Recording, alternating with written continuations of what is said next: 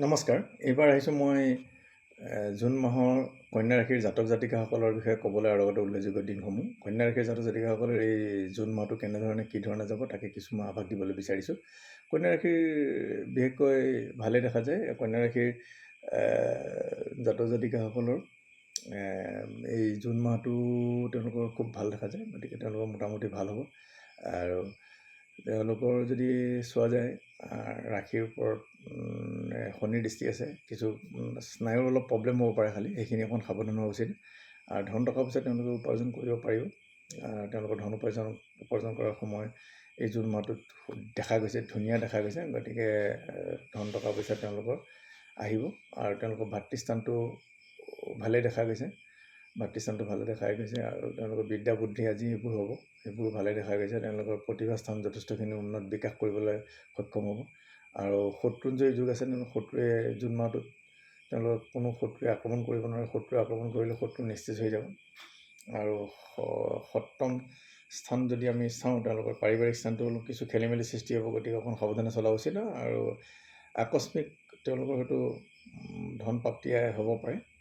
আৰু তেওঁলোকৰ ভাগ্য ঠিকেই মোটামুটি দেখা যায়। গতিকে কৰ্ম তেওঁলোকৰ প্ৰাপ্তি যুগ আছে, কৰ্ম হয়তো প্ৰাপ্তি পাব, কৰ্ম হ'ব পাৰে। গতিকে তেওঁলোকে অকণমান যদি যিবোৰ পঢ়ি থকা ছাত্ৰ ছাত্ৰী আছে বা ইণ্টাৰভিউ দিবলগীয়া কেণ্ডিডেট আছে, তেওঁলোকে কষ্ট সহকাৰে পঢ়িলে বা তেওঁলোকে ইণ্টাৰভিউ দিলে নিশ্চয় সুফল লাভ কৰিব।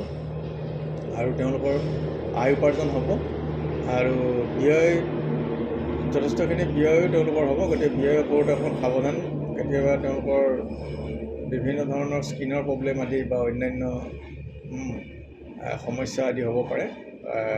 ছালৰ অসুখ, গালৰ অসুখ আদিৰ পৰা সাৱধান। আৰু লগতে অস্থিভংগৰ যুগ আছে, নথকা নহয়। গতিকে সেইখিনি অকণ সাৱধান হোৱা উচিত। উপযুক্ত বিধি বিধানৰ প্ৰতিকাৰ কৰিলে নিশ্চয় সুফল লাভ কৰিব। তিথিবাৰ নক্ষত্ৰ আছে, প্ৰতিকাৰ কৰাৰ হ'ল ৰাহু প্ৰতিকাৰ আৰু কেতু প্ৰতিকাৰ তেওঁলোকে কৰি দিব পাৰে। ৰাহুৰ কাৰণে চণ্ডাল ভোজন, কেতুৰ কাৰণে চণ্ডাল ভোজন বা কেতুৰ কাৰণে খাদ্য অৰ্ধেক কুকুৰক খুৱাব পাৰে। ৰাহুৰ কাৰণেও বন জংঘল ঘূৰি ফুৰা মানুহ আদিক আপ্যায়ন কৰিব পাৰে। বুধবাৰ বা শনিবাৰ হ'ব পাৰে ৰাহুৰ কাৰণে, কেতুৰ কাৰণে মঙলবাৰ বা শনিবাৰ হ'ব পাৰে। গতিকে এইখিনি কন্যা ৰাশি জাতক জাতিকাসকলৰ ৰাশিফল বিচাৰ জুন মাহৰ। আৰু লগতে উল্লেখযোগ্য দিনসমূহ কৈ যাওঁ। 1 জুন 17 জেঠ ৰাতি ঘণ্টাই 1:50 কৰ্কট ৰাশিত সঞ্চাৰ হ'ব বৃহস্পতি। গতিকে মোটামুটি ভাল দেখা গৈছে। আৰু 31 জেঠ সোমবাৰে 15 জুন শনিদেৱৰ জন্ম জয়ন্তী হৈছে। শনিদেৱৰ জন্ম জয়ন্তী তেওঁলোকে পালন কৰিব পাৰে মঠ মন্দিৰত গৈ পেলাই, ভাল ফল পাব।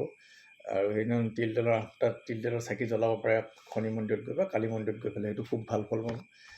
আৰু ৰাভা দিৱস 20 জুন আছে, 5 আহাৰ আৰু 7 আহাৰ 22 জুন দীঘৰ 12:10 য'ত অম্বুবাচী প্ৰবৃত্তি হ'ব। 10 আহাৰ ৰাতি ঘণ্টা 12:02 অম্বুবাচী নিবৃত্তি হ'ব। এই অম্বুবাচী সময়ছোৱাত সৰ্প ভয় নিবাৰণৰ কাৰণে এৱা গাখীৰ বা দৈ আদি খোৱা হয়। আৰু বিধৱা মহিলাসকলে তেওঁলোকে প্ৰাতঃ আহাৰ গ্ৰহণ কৰিব নোৱাৰিব।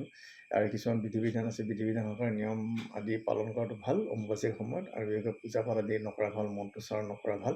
এতিয়া তান্ত্ৰিক বিধি বিধানবোৰ চলি থাকে। গতিকে এইখিনি সময়ত যাগ যজ্ঞ বা পূজা পাতল বা মন্দিৰ আদি দৰ্শন কৰিব নালাগে, যিহেতু অলপ মানি চলা হয় আধ্যাত্মিকভাৱে। আৰু 26 জুন মহৰম আছে, ইছলামসকলৰ পবিত্ৰ তীৰ্থস্থান, উৎসৱ আচলতে, গতিকে 11 আহাৰ পৰিছে শুকুৰবাৰ। আৰু 14 আৰু 29 জুন পূৰ্ণিমা তিথি আছে, শ্ৰী শ্ৰী জগন্নাথদেৱৰ স্থান যাত্ৰা আছে। গতিকে এইটো ভাল। আৰু এইদিনা সত্যনাৰায়ণ পূজা পালন কৰা হয়। এইখিনি আছিল উল্লেখযোগ্য দিন। আৰু লগতে কন্যা ৰাশিৰ জাতক জাতিকাসকলৰ ৰাশিফল বিচাৰ। ধন্যবাদেৰে মই ভিডিঅ'টো ইমানটা সামৰণি মাৰিলোঁ। নমস্কাৰ।